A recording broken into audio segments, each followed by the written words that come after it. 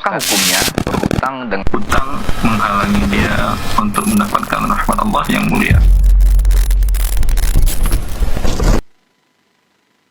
Bismillah. Assalamualaikum warahmatullahi wabarakatuh. Alhamdulillahirabbil alamin wa bihi nasta'inu ala umurid dunya waddin. Asyhadu an la ilaha illallah wahdahu la syarikalah wa asyhadu anna Muhammadan abduhu wa rasuluh la nabiyya wa la rasula ba'dah. Bapak Ibu pemirsa Asil TV dimanapun antum dan antuna berada, al-musyahidin al-musyahidat wal muslimin wal muslimat yang dirahmati Allah Subhanahu wa taala. Bersyukur kita kepada Allah Subhanahu wa taala untuk kesempatan pagi hari ini kita kembali dimudahkan untuk berjumpa di program live interaktif Muamalah Kontemporer. Nanti insya Allah akan dibersamai oleh guru kita Ustaz Dr. Herwandi Tarmizi MA Hafizahullah Ta'ala.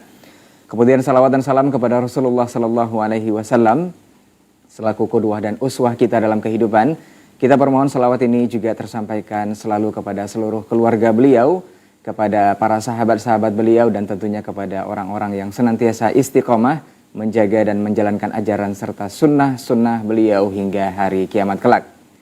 Baik Bapak Ibu pemirsa Asil TV dimanapun antum dan antuna berada, ma'asyiral muslimin wal muslimat wal musyahidin wal musyahidat yang dirahmati Allah Subhanahu wa taala. Seperti biasa di program ini kita akan bersoal jawab di 0811-755-0606. Untuk antum yang punya pertanyaan seputar muamalah silahkan langsung menelpon ataupun melayangkan pesan singkat di layanan WhatsApp. Kita informasikan juga untuk antum yang ingin bersoal jawab untuk lebih fokus ke teleponnya dan mematikan atau mengecilkan volume televisi. Baik, kita sabar dulu guru kita yang sudah bergabung dan terhubung bersama kita untuk hari ini. Assalamualaikum warahmatullahi wabarakatuh, Ustaz. Wabarakatuh. Bagaimana kabar antum di hari ini, Ustaz?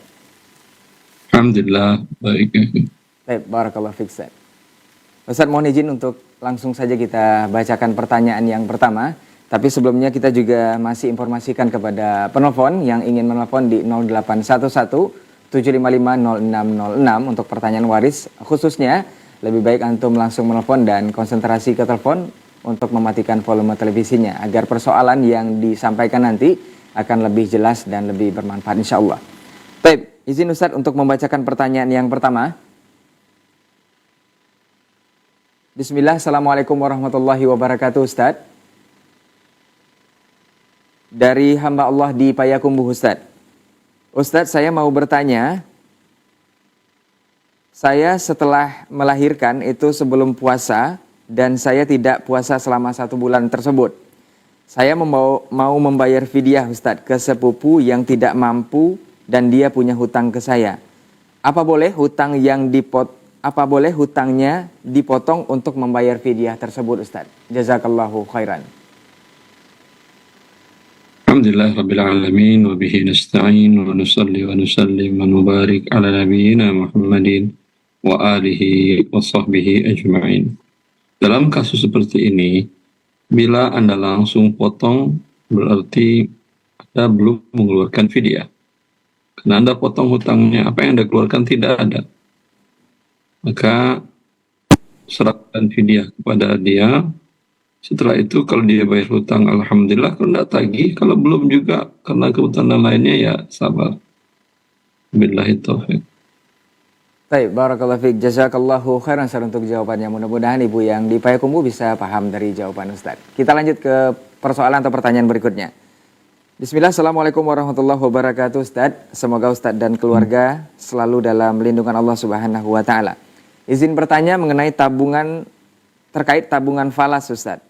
Apabila kita memiliki rekening tabungan rupiah dan rekening tabungan falas di sebuah bank, jika tersedia fasilitas pada aplikasi untuk melakukan transaksi transfer menggunakan m-banking dari rekening rupiah ke rekening falas, atau sebaliknya tanpa datang ke bank, apakah termasuk riba jika kita melakukan transfer sekaligus menukar mata uang dalam bentuk tabungan seperti itu?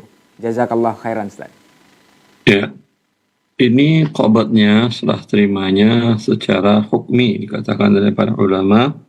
Dan qobat hukmi sama dengan qobat hakiki. Ya, kalau hadisnya ya dan biyadin, tangan satu menyerahkan, tangan satu menerima.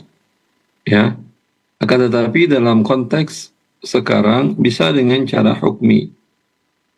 bila uang masuk ke rekening Anda, ya, berarti sudah Anda terima, walaupun terkadang belum bisa Anda cairkan kecuali setelah beberapa jam. Tapi sudah tercatat di rekening Anda. Maka para ulama mengatakan al-qaidul masrafi, pencatatan atau overbook namanya ke rekening seseorang, dengan tercatat di rekening dia, maka sudah diterima namanya. Maka ketika keluar, tercatat keluar dari rekening rupiah, tercatat pertambah rekening dolar di saat yang sama real time, maka ini dinamakan sudah terjadi hukmi yadan biyadin. Wabillahi taufik. Boleh, ini tidak ada masalah. Nah, baik, barakallahu fiik Ustaz. Jazakallah khairan untuk jawabannya. Mudah-mudahan saudaraku yang bertanya bisa paham dari jawaban Ustaz. Kita masih lanjutkan pertanyaan berikutnya yang ada di 0811-755-0606 lalu pesan singkat di layanan WhatsApp, dan antum juga bisa menelpon di nomor yang sama untuk persoalan yang antum miliki. Insya Allah nanti akan dijawab oleh guru kita Ustaz Dr. Herwandi Tarmizi MA Hafizahullah Ta'ala. Baik, kita ke pertanyaan berikutnya. Assalamualaikum warahmatullahi wabarakatuh Ustaz.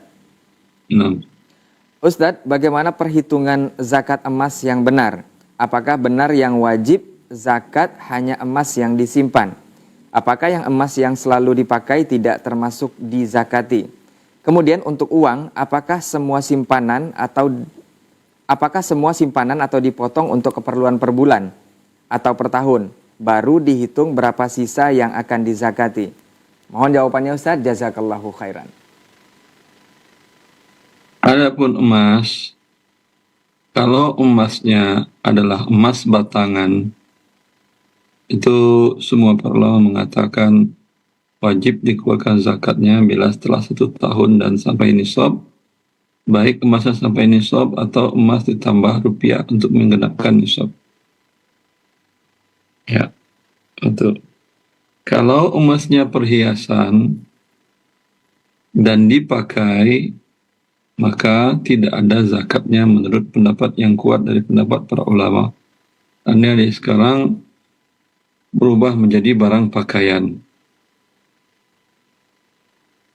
Tapi kalau tidak dipakai, hanya disimpan, berarti tujuannya adalah melindungi nilai mata uang atau tujuannya adalah untuk sebagai uang. Walaupun bentuknya perhiasan, maka pendapat para ulama seluruhnya mengatakan tetap dikeluarkan zakatnya.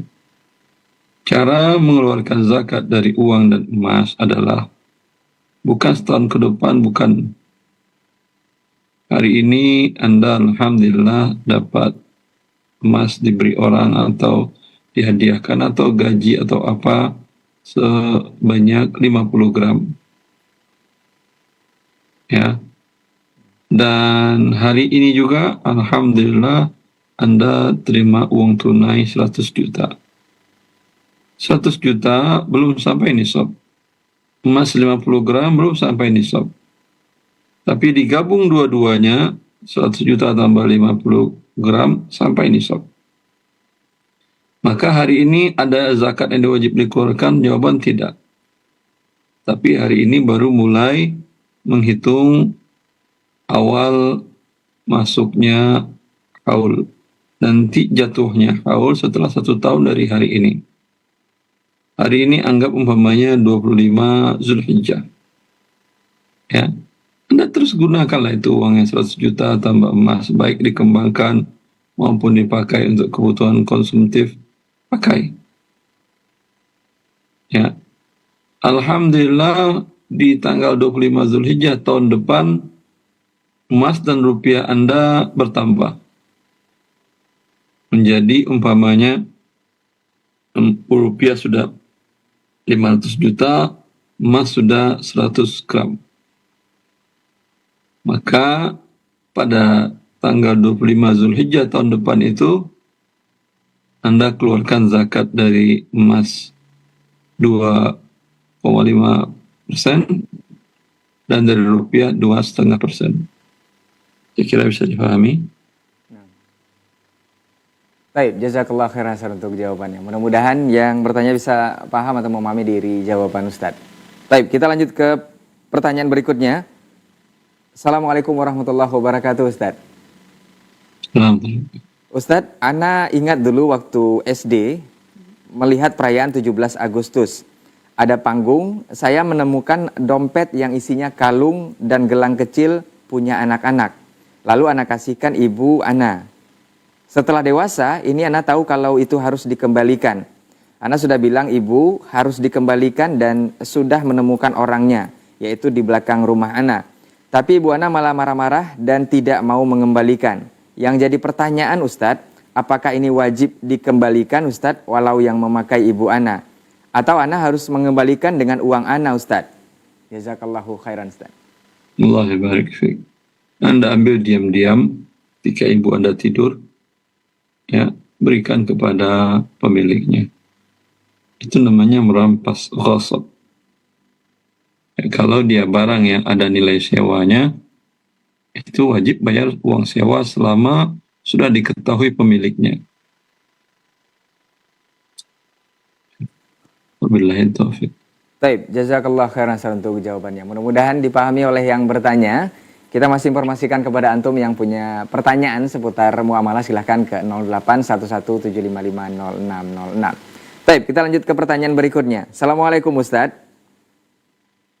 Izin bertanya Ustadz, pernah dijelaskan bahwa pemanfaatan diskon e-money dan sejenisnya itu haram karena termasuk pemanfaatan dalam hutang.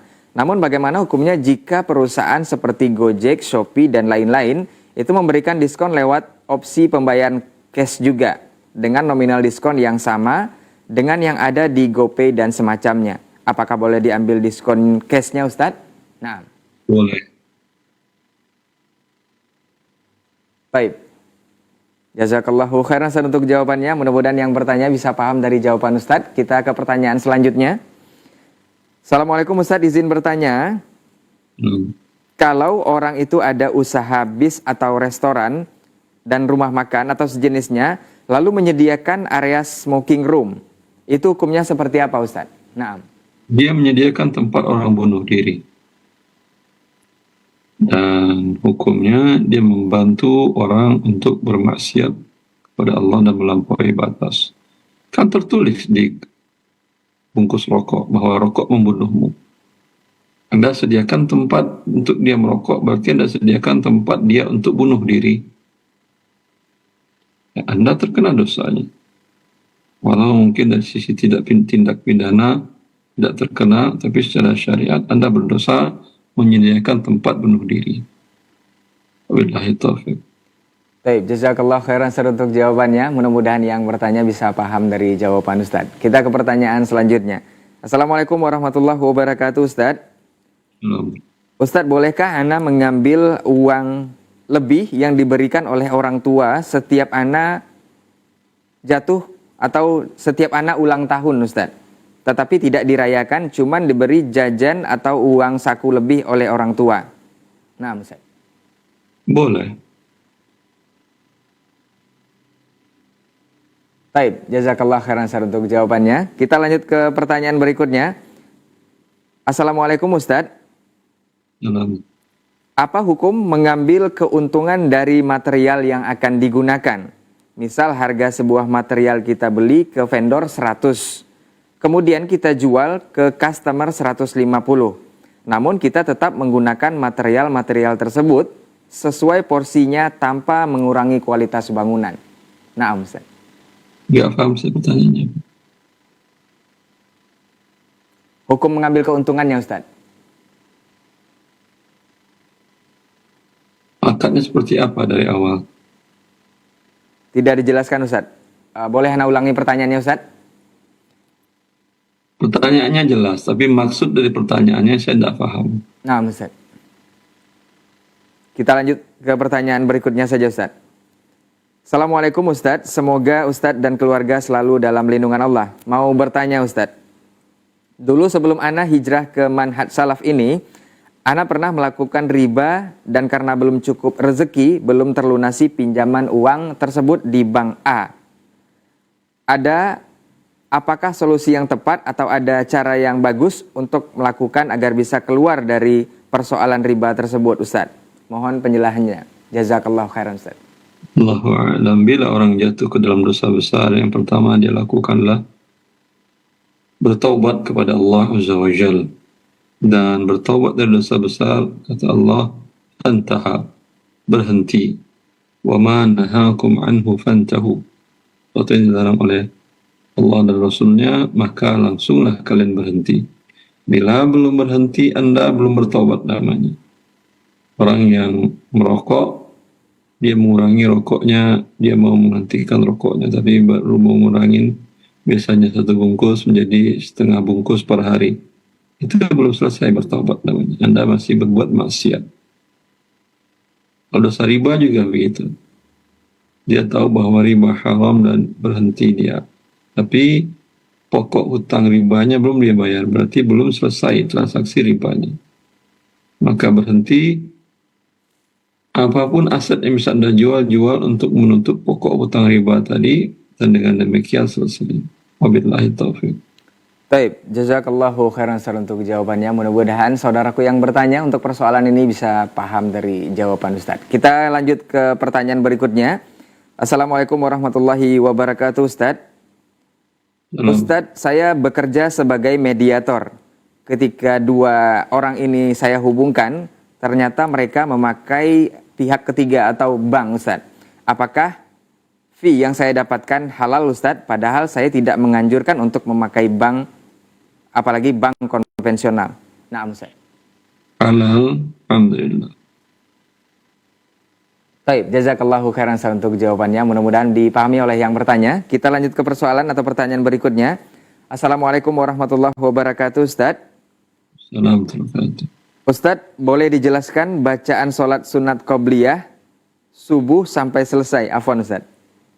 Ini sepertinya di luar tema. Kita lanjutkan ke persoalan berikutnya. Assalamualaikum warahmatullahi wabarakatuh, Ustaz. Ustaz, bagaimana hukumnya barang yang dibeli pakai uang yang tercampur halal dan haram? Saya dulu sering korupsi waktu kerja, namun tetap dibayar full. Apakah boleh menggunakan barang yang dibeli dengan dipakai uang tersebut yang tercampur? Karena sebelumnya saya tidak tahu beli pakai uang yang haram atau yang halal, Ustaz. Nah, Ustaz. Anda tinggal hitung berapa waktu Anda tidak bekerja di sana dan mendapat pembayaran penuh.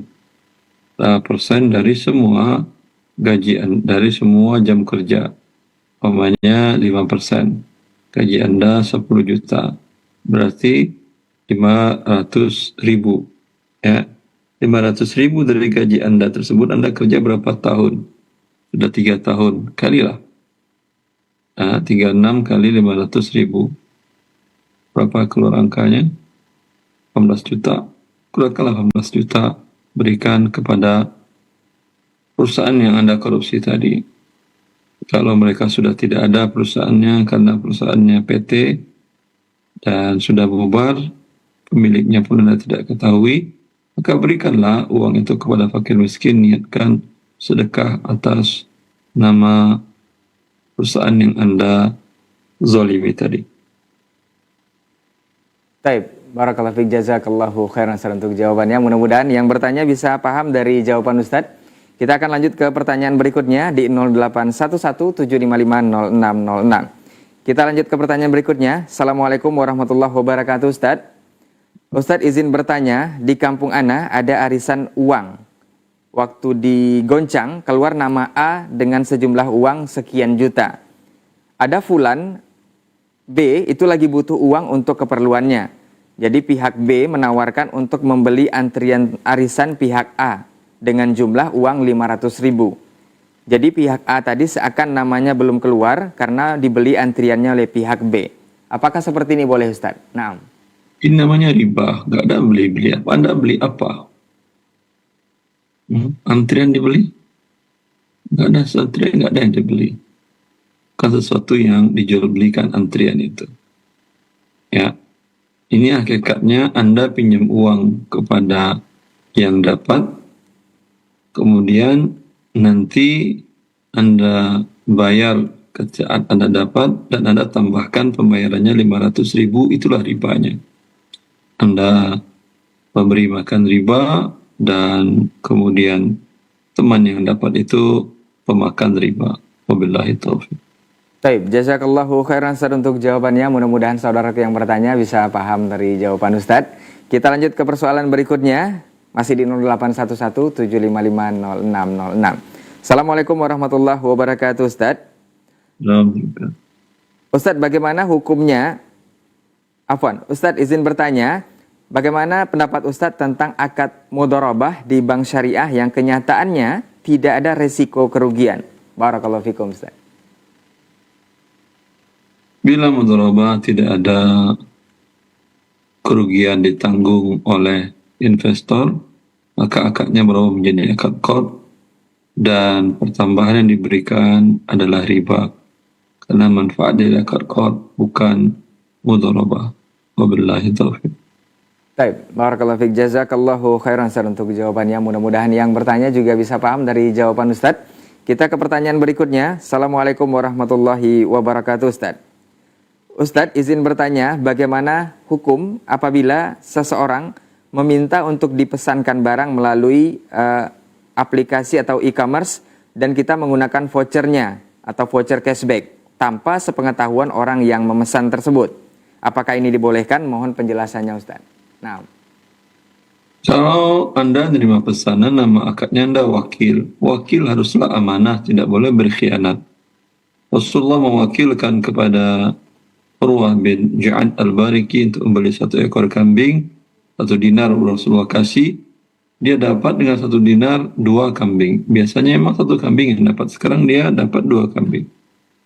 Lalu kemudian dia pulang ke Rasulullah ke Madinah, dan ada yang membeli 1 kambingnya dengan 1 dinar, berarti untung 100%. Ya, kalau orangnya berkhianat, tentu diberikannya kambing, kemudian yang 1 dinarnya ditilapnya atau diambilnya. Urwah tidak, dia bukan seorang pengkhianat. Dua-duanya diberikannya kepada Rasulullah sallallahu alaihi wasallam, 1 ekor kambing ditambah 1 dinar. Rasulullah pun tidak menganggap itu hak Urwah. Ya, sehingga Rasulullah tidak memberikan apapun kecuali mendoakan agar Urwah diberikan keberkahan dalam setiap transaksinya. Maka seorang wakil harus amanah.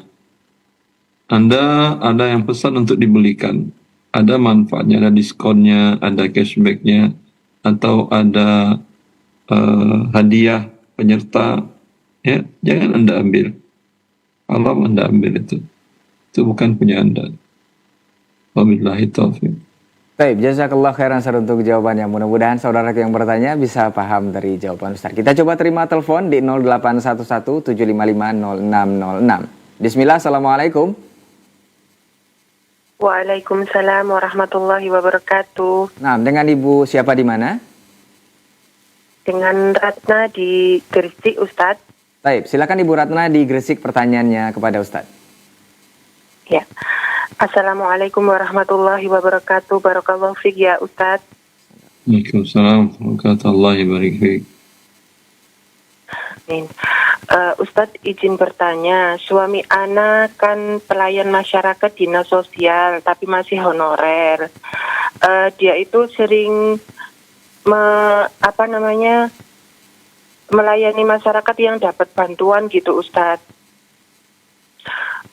Misalnya dapat bantuan kayak beras kayak gitu-gitu Ustadz. Terus ada yang kayak orang ODGJ gitu dibawa ke ke rumah sakit gila gitu. Nah kayak si orang yang merasa dibantu itu sering kayak ngasih-ngasih gitu Ustadz. Suami anak udah nggak mau tapi ditaruh di meja dan nggak tahu siapa yang ngasih gitu Ustadz. Gitu kalau pemberiannya gitu gimana ya Ustadz hukumnya Ustadz? Berikan ke fakir miskin lagi. Oh, memang nggak boleh benar-benar ya Ustadz diambil sama kita ya Ustadz ya? Suami Anda kan pegawai. Statusnya honorer itu maksudnya pegawai atau bukan itu? Dibayar seikhlasnya gitu sama ininya Ustadz, sama pemerintahnya Ustadz. Dan suami Anda mau kan ya? Iya, mau Ustadz. Ya, kalau dia mau jadi honorer, berarti dia karyawan. Walau dibayar seikhlasnya, walau seberapa pun dibayar. Kalau tidak mau, jangan jadi pegawai honorer. Bisnis, dagang, dan segala macam, silakan. Tapi dia sudah menyiapkan dirinya untuk sebagai karyawan atau aparatur sipil negara, ya walaupun honorer, maka haram dia menerima hadiah dari orang rakyat yang menerima jasa pelayanannya. Wabillahi taufiq. Nah, Ustadz, Anda sampaikan ke suami Ustadz. Jazakallahu khairan. Assalamualaikum warahmatullahi wabarakatuh. Waalaikumsalam. Salam. Taib, Ibu Ratna di Gresik mudah-mudahan bisa paham dari jawaban Ustadz. Dan kita masih terima untuk antum yang punya persoalan sama atau berbeda dengan Ibu Ratna atau seputar muamalah, silahkan ke 0811 755 0606. Kita ke pertanyaan berikutnya di layanan WhatsApp kita. Assalamualaikum warahmatullahi wabarakatuh, Ustadz. Ustadz, bagaimana hukumnya ana yang berjualan merchandise yang ada komponen dan unsur musiknya, Ustadz? Seperti mencetak gantungan kunci yang ada gambar gitar dan juga kendang serta drum. Ini diperjualbelikan bebas. Nah, Ustadz. Merchandise maksudnya apa? Pernak-pernik, Ustadz, seperti gantungan kunci dan segala macam. Ya, akhi. Benda yang diharamkan oleh Allah Azza wa Jalla itu otomatis jiwa manusia jijik. Ya, kalau merchandise anda gambar babi, anjing, gimana? Atau anda gambar najis, darah, dan lain-lainnya. Ya, sesuatu yang diharamkan syariat, walaupun yang diharamkan adalah menggunakannya, tapi dia otomatis jijik dalam jiwa seorang muslim.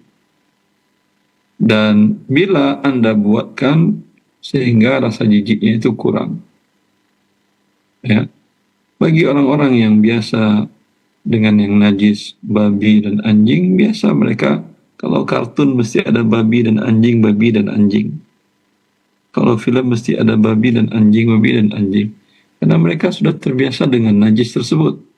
Kita orang muslim berbeda. Ya. Kalau Anda membuat hal tersebut, ini merusak fitrahnya kaum muslimin dan hukumnya berdosa. Wabillahi taufiq. Baik, jazakallahu khairan Ustaz untuk jawabannya. Mudah-mudahan saudaraku yang bertanya bisa paham dari jawaban Ustadz. Kita ke pertanyaan berikutnya. Assalamualaikum warahmatullahi wabarakatuh, Ustadz. Ustadz, ana izin bertanya. Kalau kita jualan roti isi sosis, ayam, atau sapi, dikasih sayur, dikasih saus, tapi namanya hot dog, apakah boleh atau sebaliknya Ustadz kita gunakan nama yang lain? Naam, Ustadz. Gantilah nama lain, roti sosis, sudah.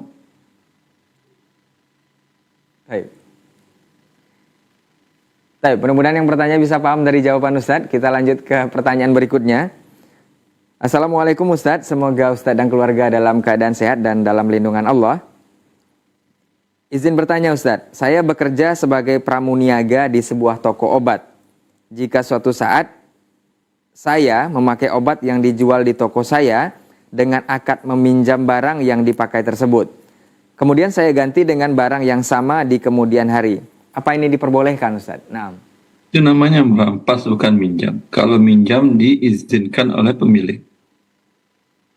Ya, itu yang minjam. Kalau diam-diam namanya merampas. Maka merampas ghasab, hukumnya Anda berdosa. Ya. Walau nanti pun Anda kembalikan.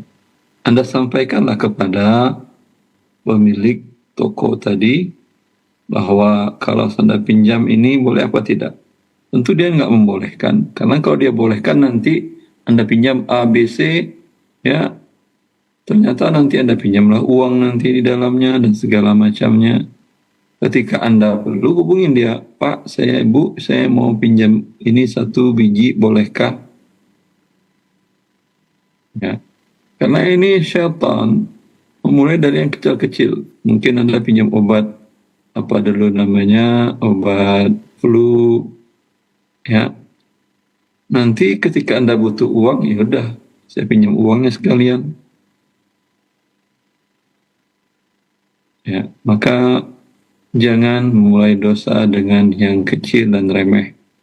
Jangan dianggap remeh sebuah dosa karena dia akan membawa Anda untuk melakukan dosa besar. Wabillahi taufik. Baik, jazakallah khairan Ustaz untuk jawabannya. Mudah-mudahan yang bertanya bisa paham dari jawaban Ustadz. Kita lanjut ke pertanyaan berikutnya. Assalamualaikum warahmatullahi wabarakatuh Ustadz. Alhamdulillah. Ustadz, bagaimana hukumnya ana yang menjual pernak-pernik seperti gunting kuku, peniti, kain kafan, dan ada pelanggan yang membeli pernak-pernik tersebut? Afwan, ana juga menjual kemenyan, ada ada pelanggan yang membeli pernak-pernik tersebut, ana tahu biasanya digunakan untuk klinik Ustadz. Apakah boleh ana jual kepada pelanggan ini atau tidak boleh? Nah, Ustadz. Kalau Anda tahu dia sihir atau orang untuk dibuatkan sihir, karena Anda tahu umpamanya sihir itu butuh A, B, C, D, F. Dia belanja itu. Tidak perlu Anda tanyakan, katakan saya tidak mau jual. Wabillahi taufik. Baik, jazakallah khairan Ustaz untuk jawabannya. Mudah-mudahan yang bertanya bisa paham dari jawaban Ustaz. Kita lanjut ke pertanyaan berikutnya. Assalamualaikum warahmatullahi wabarakatuh Ustaz. Izin bertanya Ustaz. Ana dititipkan uang sebesar 2 juta. 2.500.000 dan amanahnya harus dibelikan Al-Quran. Ana ini seorang pedagang pelengkapan muslimah dan lain sebagainya. Jika ada yang memesan termasuk Al-Quran, jadi ana belikan Al-Quran uang titipan tersebut. Tapi ana berikan harga dengan harga jual ana sendiri. Apakah keuntungannya boleh ana gunakan Ustaz? Nah. Haram ini Anda lakukan. Orang nitip Anda jual ke dia. Kalau nitip itu Anda harus amanah. Ketika harganya mahal, Anda tidak menanggung kerugian. Ketika harganya murah, Anda tidak boleh mendapatkan keuntungan. Ya. Kalau Anda mau jual, katakan kepada dia, Bu, saya nggak mau nitip, saya mau jual. Nanti dulu barang saya beli dulu. Ya, barang saya beli dulu. Nanti kalau ibu mau beli, setelah saya beli, baru saya jual. Perkiraan harganya berapa Pak? Perkiraan sekian, tapi saya belum tahu. Bisa naik, bisa turun. Itu boleh. Tapi nitip, ya saya beliin ya. Lalu kemudian Anda mendapatkan keuntungan dengan itu menaikkan harganya, maka ini hukumnya haram. Kecuali dari awal Anda sampaikan, Bu, saya iya membelikan, tapi kasih saya fee ya. Fee-nya 10% dari nilai harga transaksi. Ya, seperti itu yang halal. Billahi taufiq.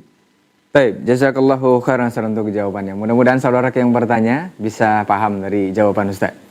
Kita lanjut ke pertanyaan berikutnya. Assalamualaikum warahmatullahi wabarakatuh Ustaz. Ustaz izin bertanya, ana punya uang riba yang mau ana bayarkan untuk pajak. Tapi karena belum jatuh tempo, uangnya sempat terpakai. Kemudian ana ganti lagi. Bagaimana hukumnya Ustaz? Nah. Uang riba tidak boleh untuk membayar pajak, karena pajak sesuatu yang diwajibkan oleh pemerintah walaupun dia kezaliman pada diri Anda. Ya. Anda tidak berdosa karena Anda pihak dizalimi. Kalau Anda menggunakan uang riba, berarti Anda tidak terzalimi. Anda mendapat manfaat dari uang riba tadi. Maka hukumnya adalah haram. Wabillahi taufiq. Apalagi sudah Anda pakai juga uang riba itu. Ya. Allahul musta'an. Baik, jazakallahu khairan Ustaz untuk jawabannya. Mudah-mudahan saudara dan saudariku yang bertanya untuk kesempatan hari ini bisa paham dari jawaban Ustaz. Kita ke pertanyaan berikutnya. Assalamualaikum warahmatullahi wabarakatuh Ustaz.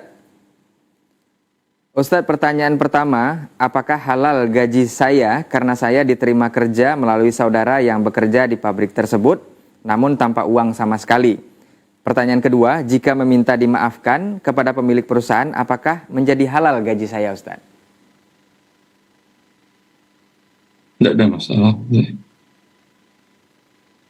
Baik. Kalau dari awal Anda tidak perlu minta maaf segala macam, tidak ada masalah. Baik, jazakallah khairan Ustaz untuk jawabannya. Mudah-mudahan saudaraku yang bertanya bisa paham dari jawaban Ustaz. Kita ke pertanyaan terakhir sepertinya untuk kesempatan hari ini. Assalamualaikum Ustaz.